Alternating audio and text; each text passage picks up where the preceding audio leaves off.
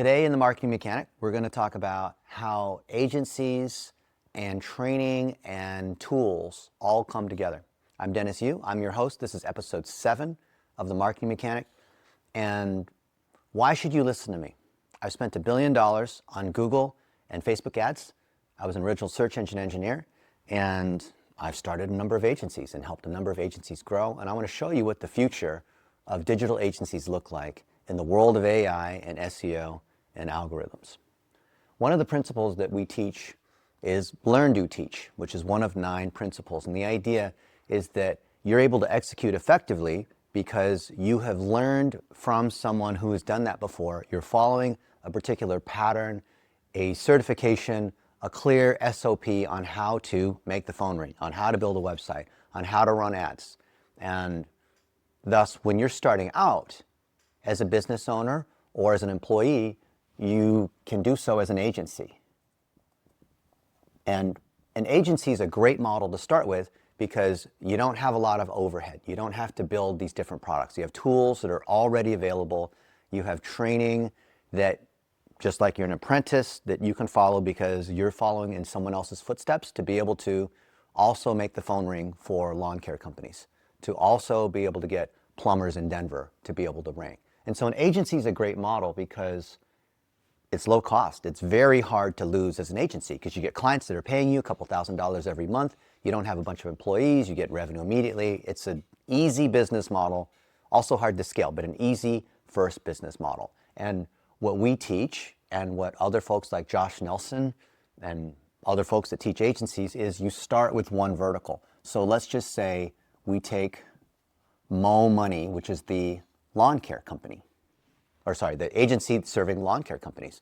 And let's say that we have HVACgrowth.co, which is serving HVAC companies. And then there's an agency that serves, dentists, for example. And it makes a lot of sense when you have these sorts of agencies because it's an easy model, it's well known, it doesn't require a lot of ramp up. Most people, they struggle because they don't have enough brand awareness to be able to convince an HVAC company, why should you work with me? So that's why you have a lighthouse. That's why you partner with someone else who already has an agency serving HVAC or whatnot, and then you start your own kind of as a spin-off on that. We understand that kind of model. There's another component where beyond just the selling, which is what happens with people who start an agency, there is the training. And because once you sell the client, that's actually the easiest part. It's easy to get someone to pay you money because you're friends with so-and-so. The plumber doesn't know any better. So like, okay, I like this guy. Sure. The last 3 agencies burned me. My expectation's kind of low. But if you actually have proper training in place, then you can deliver competently. So it's not about selling because all these guys are like, any agency that's under $1 million a year, you'll hear them talk about, I just need to get more clients. I need 5 more clients this month. I need 10 more clients. I've got 8 sales appointments this week. What they're really saying with this is not that their growth comes from acquiring more clients, but actually they're losing clients because they can't keep clients. So they have this leaky sieve issue. Because even if they grew at 1 new client a month, but they didn't lose any clients, then they go from 5 to 6 to 7 to 8, and once you have 30 clients that are paying you $2,000 a month, you are at almost $1 million a year, which is great, right? So the training that leads to competency is actually more important than your ability to sell as an agency owner. In fact, if you're a good agency owner, and we know a lot of them, some have scaled. My buddy Eric Huberman, I think he's at $300 million a year. We were just chatting this morning. These guys focus on delivering excellence. So that client, even if they're paying only $2,000 a month, they will continue to pay that $2,000 a month for years, right? Matthew Janusek's been a client of ours for 10 plus years. He continues to pay every single month.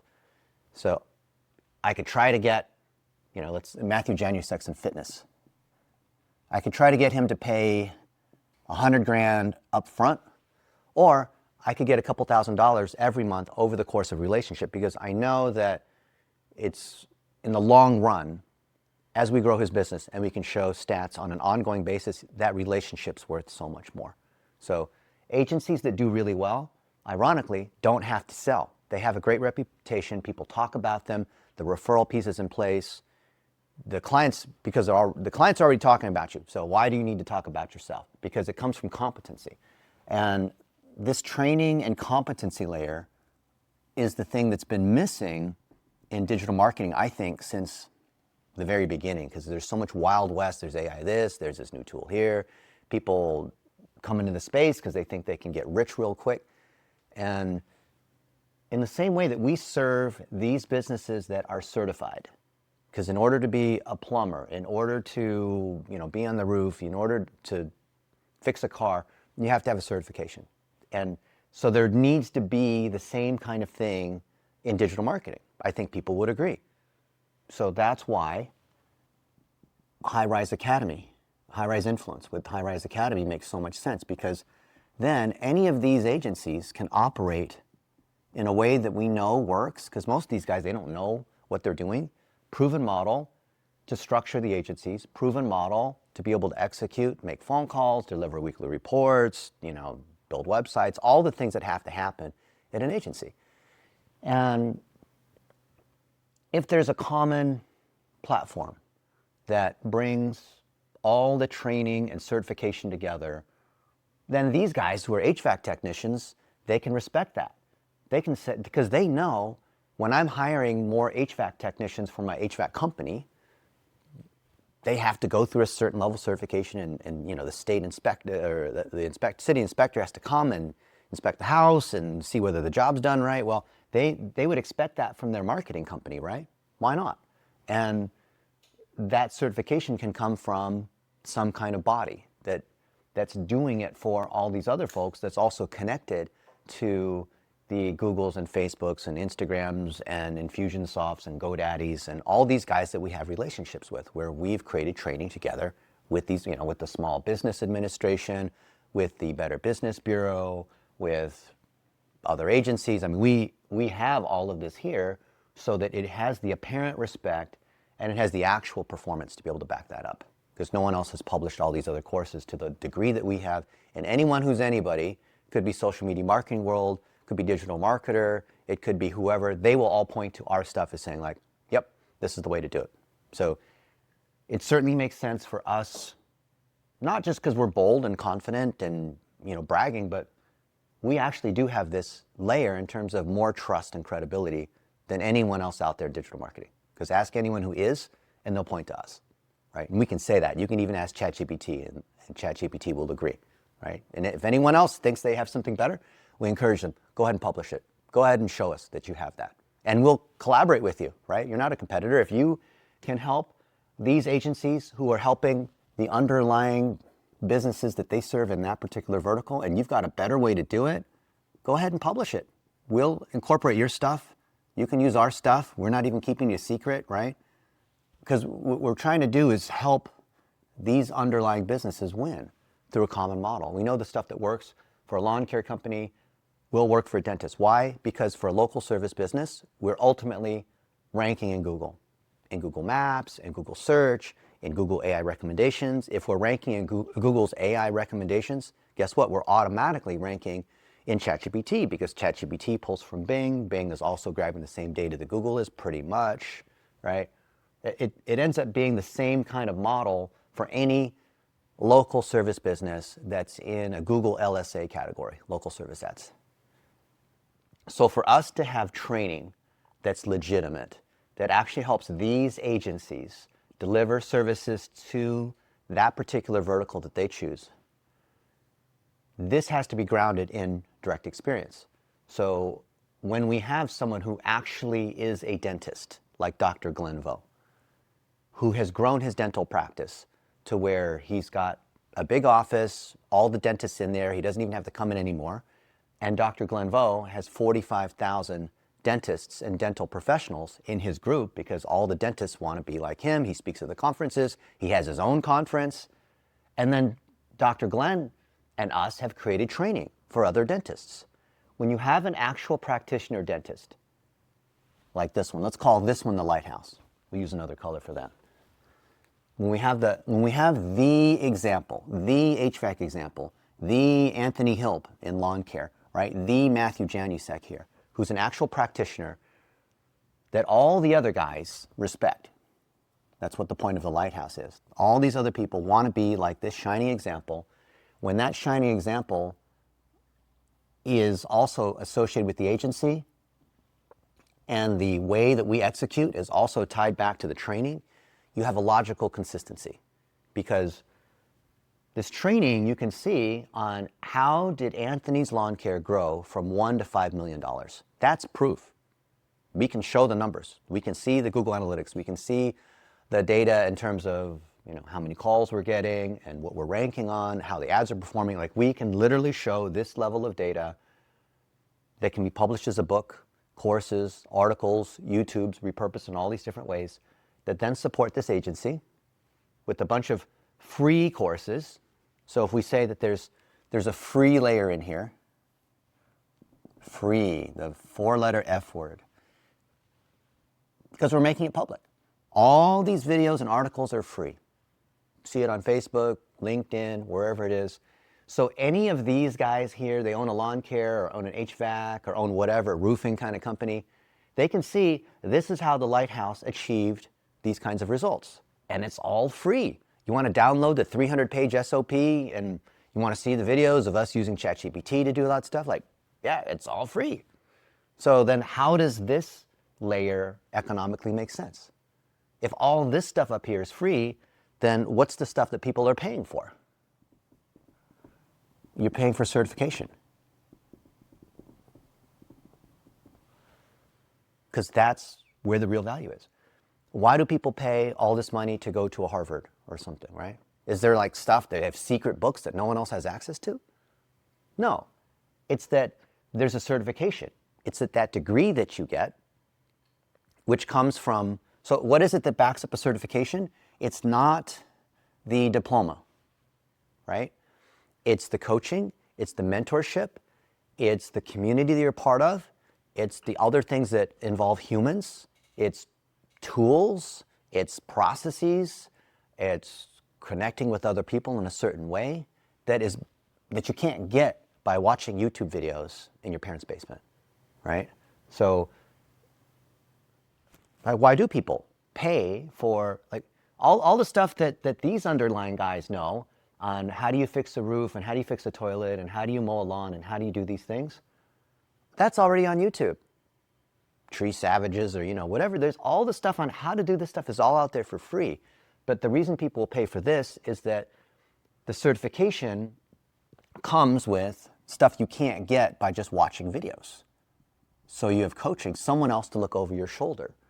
You have some kind of assessment, meaning someone is evaluating the quality of your work, right? Anyone can, it's kind of scary because a lot of these dentists or a lot of surgeons will watch a YouTube video on how to do that procedure right before they do the procedure, which I'd be scared of, like if the surgeon doesn't know it well enough, they have to do that. But before they can become a surgeon operating on a human live patient, there needs to be a senior kind of surgeon who is watching over this class of surgeons and making sure that they're doing things the right way so you can pass. And so this kind of assessment is a layer of QA on top of the coaching that then leads to this degree, let's say, or whatever you want to call it, degree, certification, diploma, badge, something that you've earned because you've gone through a particular program. There's an assessment where you had to complete a certain thing. You had to get a website to be able to rank. You have to be able to drive this number of leads. You have to be able to do this thing here. So it's not that you passed a quiz. It's that you actually were able to drive the result for that dentist. You actually were able to make the phone ring for that landscaper. Not that you got the thing to rank with 200 more keywords, but that from a business standpoint, you delivered the result, but you were an apprentice under someone who has done it before, so that way you're not all by yourself trying to figure out how to do this thing, right? So certification, as it ties to apprenticeship, I can't even spell. I represented California National Spelling Bee. I can't even do that in DC. Apprenticeship is what we see for young adults to be able to not only, initially be in a company as an apprentice where you're starting out, but eventually grow out to have their own agency. And then this thing can go on and on and on. So imagine that this layer gives birth and support to all these other agencies where people start as an apprentice working in their mom or dad's business, lawn care company, let's say, and then they do it for 3 or 4 other lawn care companies, because if you've done it for one, you could do it for 4 or 5 others of the same, right? And then you hire other people, and all these other things start to happen when you run a business, which is kind of independent of, do you know how to run ads, local service ads and tune Google ads, and, run Facebook lead gen ads using VO3 to generate AI, guys on the roof or whatever? Sure. But this creates a path for young adults to be able to drive results for people in that category with the proven process where at every step of the way we can see what is going on. So when you have a degree, for example, or any kind of certification process, you have a series of modules. And with each of these modules that have to be executed in a certain way, there's an assessment that's associated with each of those components. And in the same way, what we teach with this content factory process, there is a way to do these things. And if any one of these components isn't done the right way, there's a very easy way to determine, was it done properly or not? Because we can see, does the repurposed article meet the article guidelines? Does the ads that we're running have at least a quality score of 7 across all the different main keywords? Are we driving a cost per call of less than $90 for lawn care companies in Bloomington, right? We know what the standard needs to be, which is called the standard of excellence. A lot of our LDS friends know what standard of excellence means, right? Same thing. So this creates training wheels to be able to deliver in a reliable way. Because imagine some young adult who didn't have any of this, and they're coming in and they just got a new dentist as a client. Good luck, right? You don't even know where to go. There's no systems, no process.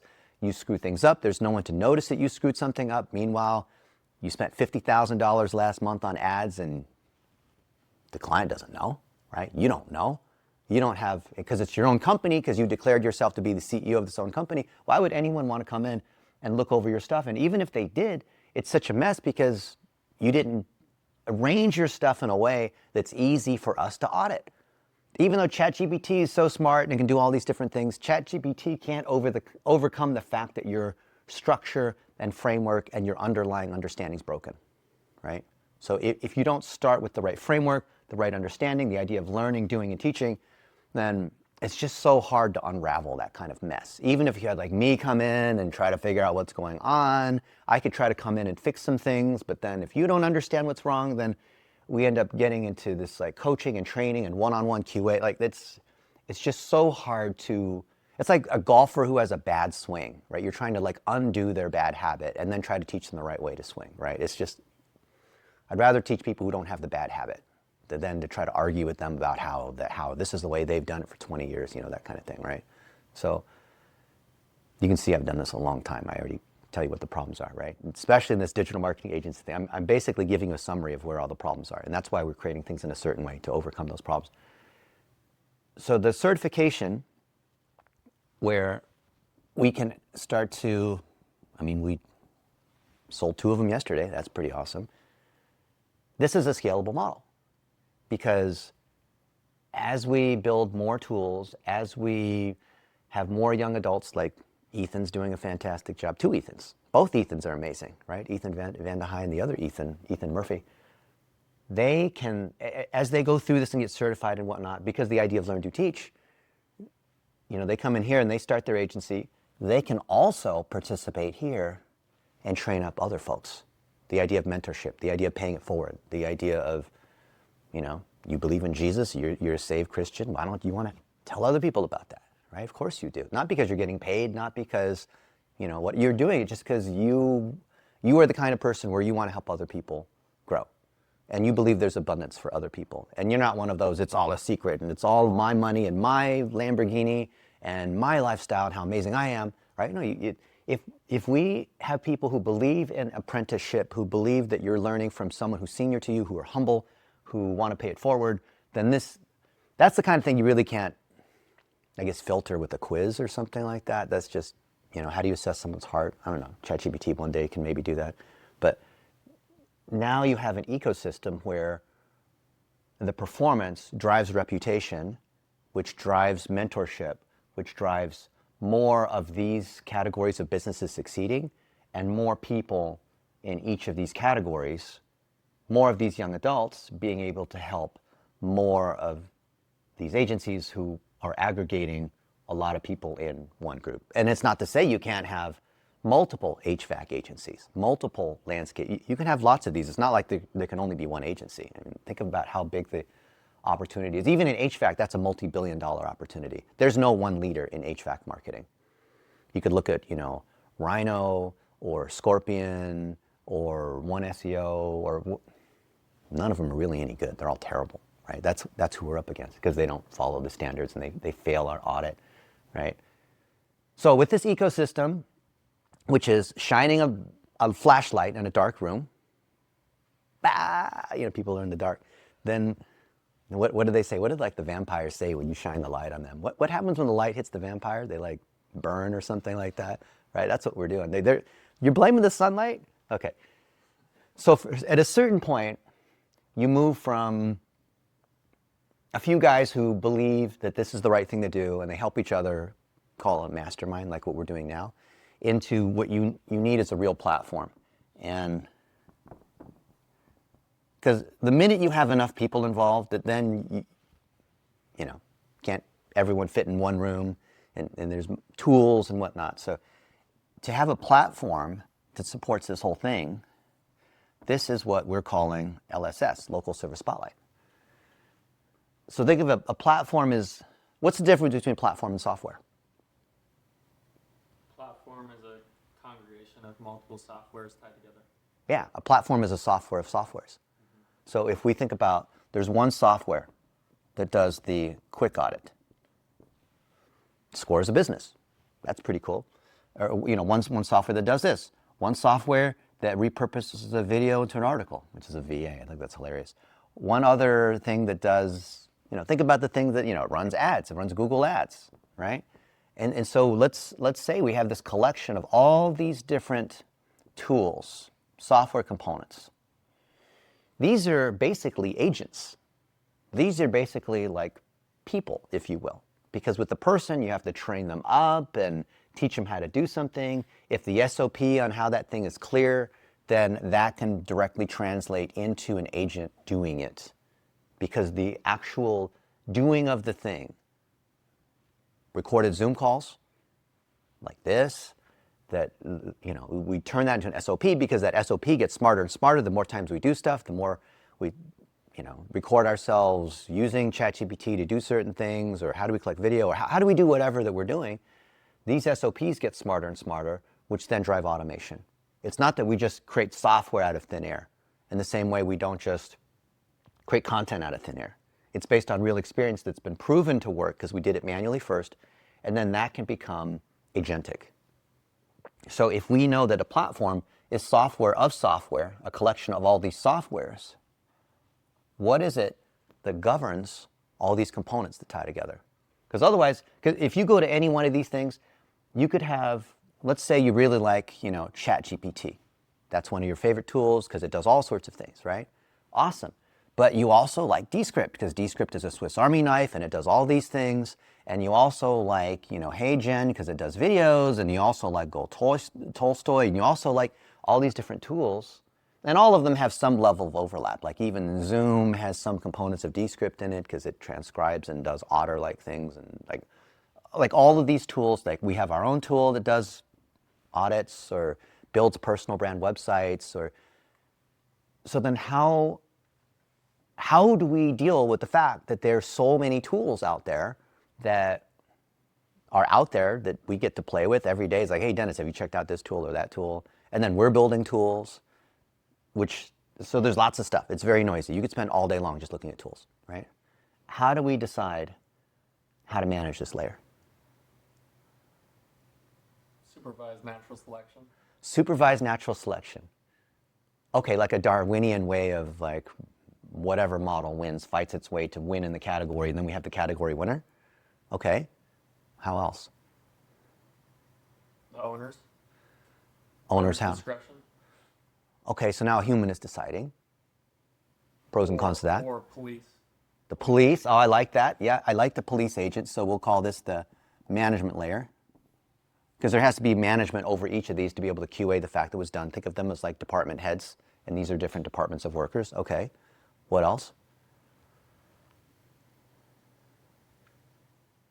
How do you decide? So all of these tools are great. And in an ideal world, you could unleash every single one of these tools to do all these different things. And for this particular, let's just say this one client, right?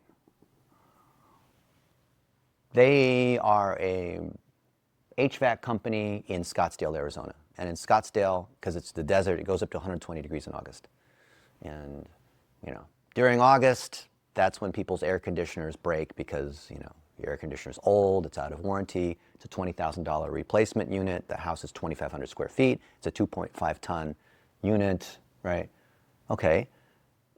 But they have bad Google reviews, or their website doesn't work the right way, or like they're going to have a particular condition. And if we scan any one of these guys, they're going to have a different mix of symptoms that present. They're going to have a different diagnosis that we're going to provide, and therefore a different treatment plan. We're not going to implement exactly the same thing. We have the same model, but it doesn't mean we do exactly the same thing for everybody, because certain things are going to be more important to prioritize based on this guy's particular situation.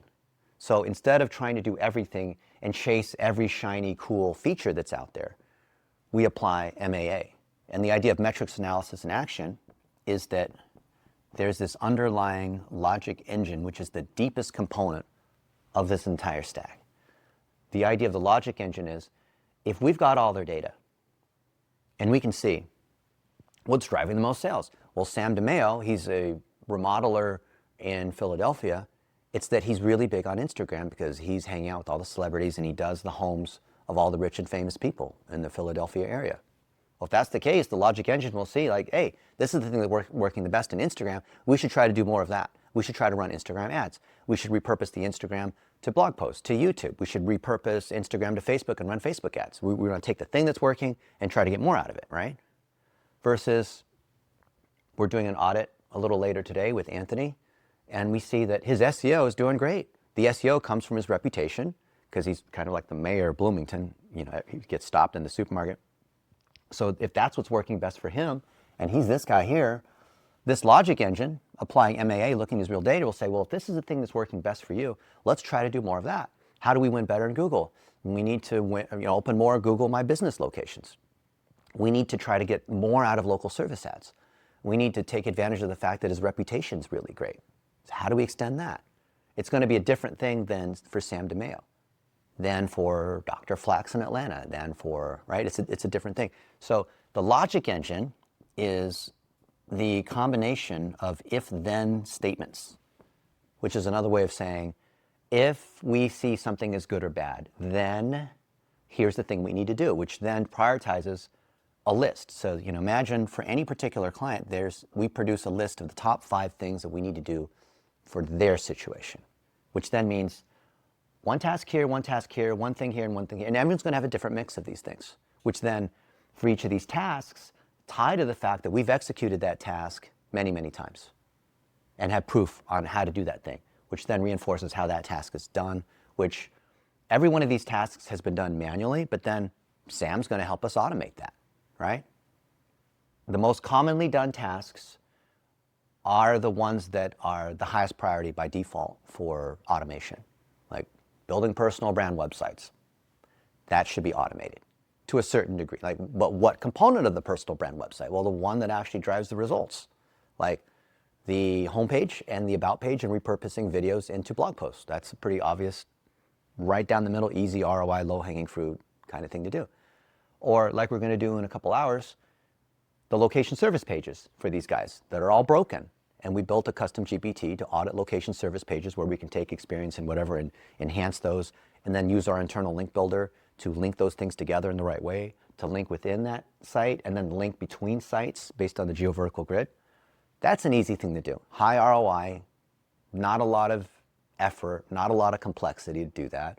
It builds lock-in value. There's a moat associated with it, meaning that because we have certain clients and lighthouses and access to a bunch of sites, we could give away all of our software. We can give away all of our knowledge to anyone else out there, and they can't replicate it. It's a moat because they don't have the underlying assets. Just like Facebook's open sourced a lot of their software on how they manage servers, because they know the power is the fact that they have the network. It's not that the software or the servers are, you know what I'm saying? That's not the IP, right? That's not the moat, the competitive advantage. So this ecosystem, this looks like a SaaS, software as a service. And how does a SaaS work? Well, SaaS is a low monthly fee. For example, $30 a month for your personal brand website. Is it the most beautiful website?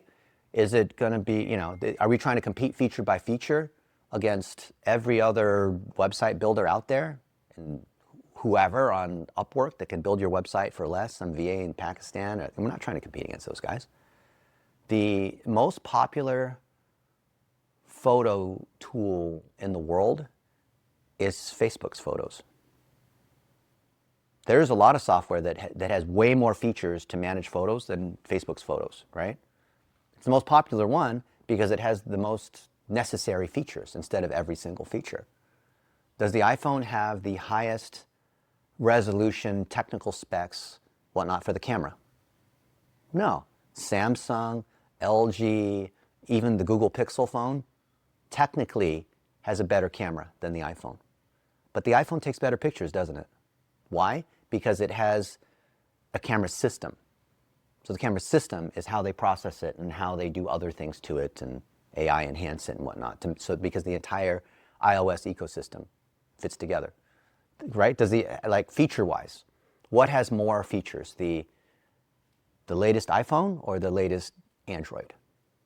Android's got way more features, way more customization. So we're not trying to play the feature versus feature game, right?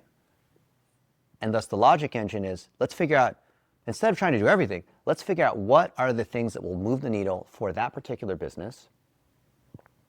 We've done it by hand manually, which is what the agency model is, which is where everyone starts with.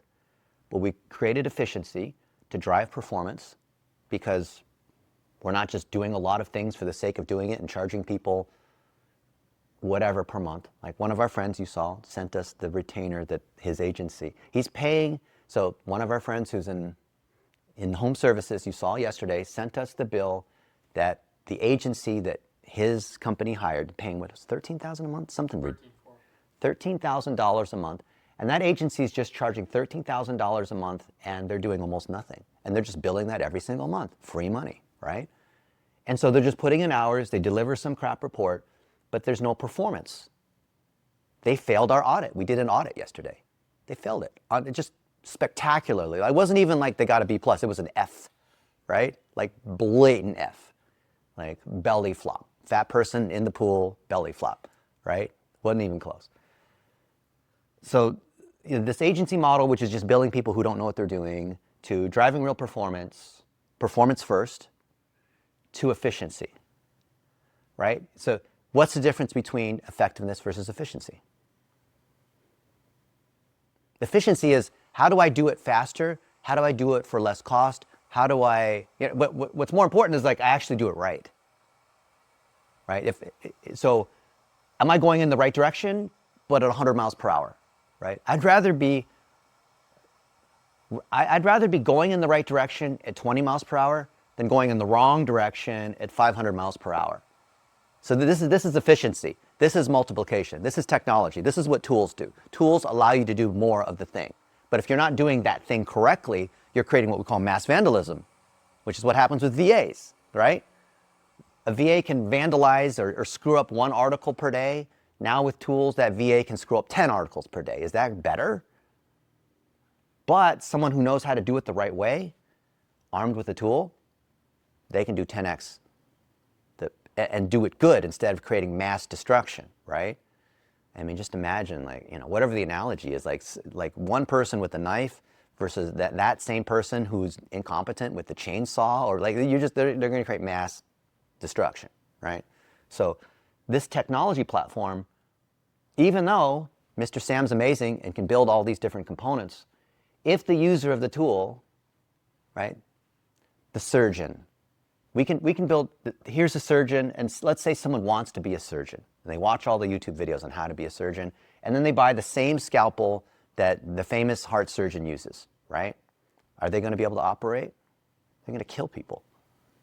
So people can't just come into the platform and start using, oh, but it's AI, I don't have to understand any of it. The AI will just do everything. No, you still need to, the surgeon still has to be competent, even though the scalpel is amazing, right? And so that's why it starts with, that's why there's this training and certification component that sits on top of the tools. In order for you to use the tool, you have to have a basic level of competency, like speak English, like understand what this lawn care company does and what the different kinds of trees are and what happens seasonally and how they move to Christmas lights and certain parts where it's snowing, how does that affect their business? And during that part of the year and that part of the country, right? Which requires this kind of like verticalization, right? So it's all the same. Every local service business is the same in terms of the structure of the task level execution. The nature of the content is slightly different because you need to understand that particular industry. So, local service spotlight. As a SaaS, people who qualify where they are a real business owner, not someone who's hoping to start a business, but they have real income coming in, so $30 a month is not the kind of thing they'll complain about. We may raise the price, we may have a premium tier. Then the idea of being in this membership where you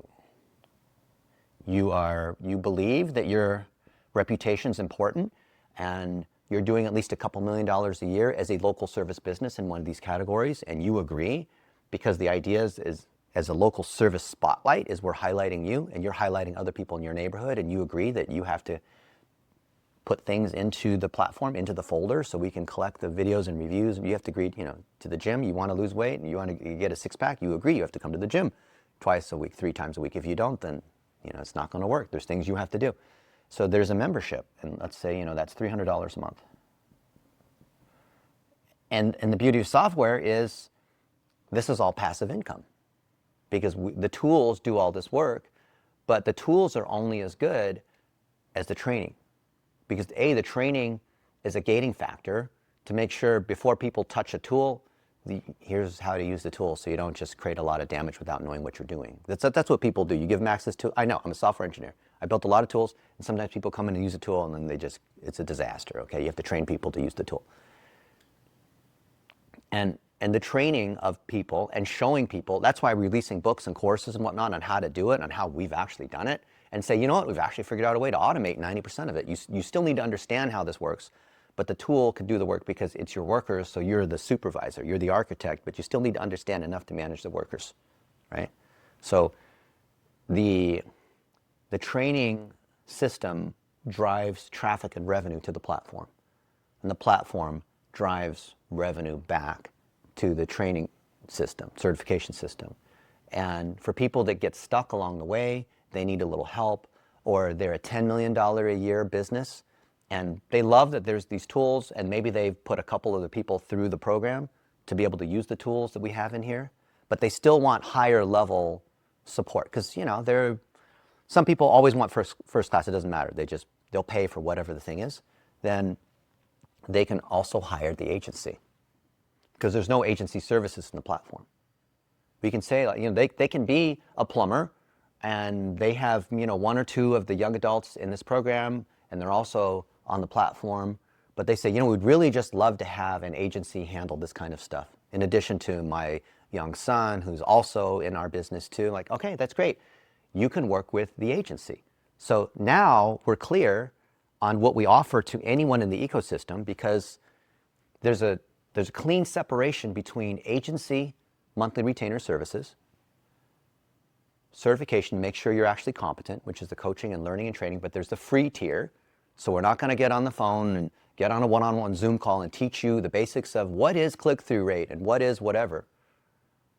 And it's different than the tools. The reason why the agency model is dead going forward is that current agencies, like the one we saw yesterday that charges $13,000 a month, they are out there trying to build a name because they don't have any sort of reputation or clear system that they can, like, I went to their website, there is nothing that shows this is how we do stuff. So then they have to rely upon salespeople to try to convince these people to buy from them, and that just creates tons of waste. That's an extra 30% in cost. That is like driving with the emergency brake on. Like, it's not very efficient.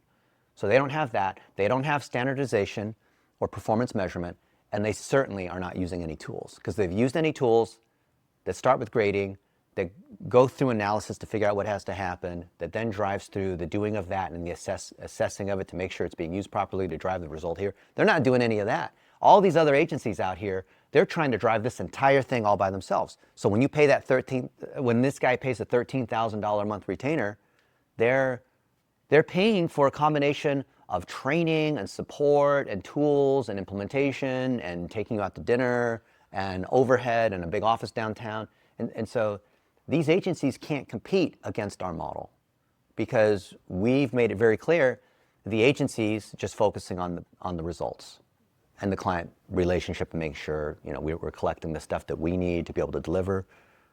This is very clear. We are just certifying AI apprentices. We're not here to run your business. We're not here to do agency. Oh, you want agency stuff? Here's the agency we recommend. Oh, you're a landscaper? Here's the agency we recommend, Mo Money. The agency can say, no, you should come over here. We're here to implement and deliver results for your HVAC business. Oh, you want to do training? You need to come to our partner company. You know, we recommend going to HighRise Influence. You know, you can see, like, it's very clear. So the tools company, like, we do all these things, just like, you know, you pay, I think we pay like $700 a month for Gmail, because it's like $20 per person or something like that, right? Times however many people we have, it's 30-something people, right? But if I have a problem with a Gmail, I'm not calling up Google every day for training on how to use Gmail. No, I'm paying the thing. We're paying several $1,000s a month for ChatGPT across our people, using credits and licenses. But when was the last time I talked to someone at ChatGPT or OpenAI about, no, they're a platform, right? It's a tool. Everyone understands. It's a software component. So software component, if people need help, we're like, hey, you need training? Come over here. Oh, you want an agency? Come over here. So each of these can cross-refer to the other guys in the ecosystem. So what I'd love to see going forward is we have one lead on each of these, and we meet every week, and these leads give the update. So I think it makes sense, like, Jack, you're Mr. HighRise Influence. You're running this business in this layer, but you're not running it in a vacuum. You're running it in conjunction with other agencies. And we'll have more and more of these agency owners coming in. And Ethan, not the Ethan yesterday, but the other Ethan reached out to me saying, hey, I'd love to join the agency program. I want to grow my agency. I did it for my dad's business. Now I'm doing it for 5 other landscaping businesses. Now I want to take on more clients. Now he wants to grow the business, right? His agency. That's awesome. Let's welcome him to the group. And then he can operate like these other guys, right? And then we have the platform. So Mr. Sam here can make sure that not only are we building all these things here, but we have to be aware of what's occurring in the other layers. Because everything moves up and down through this ecosystem. This is the two-sided network. This is the Uber of marketing. We have supply and demand, right? We have the customers that are paying, we have the people that are doing the work, and then we have the training and platform that enables both sides of the network to be able to operate. So what do you think about that? Okay, so that's what we are sharing as the overall vision. This is why we're creating all these crazy whiteboard videos for Marketing Mechanic, because I want to see these small businesses succeed. These guys are getting ripped off left and right.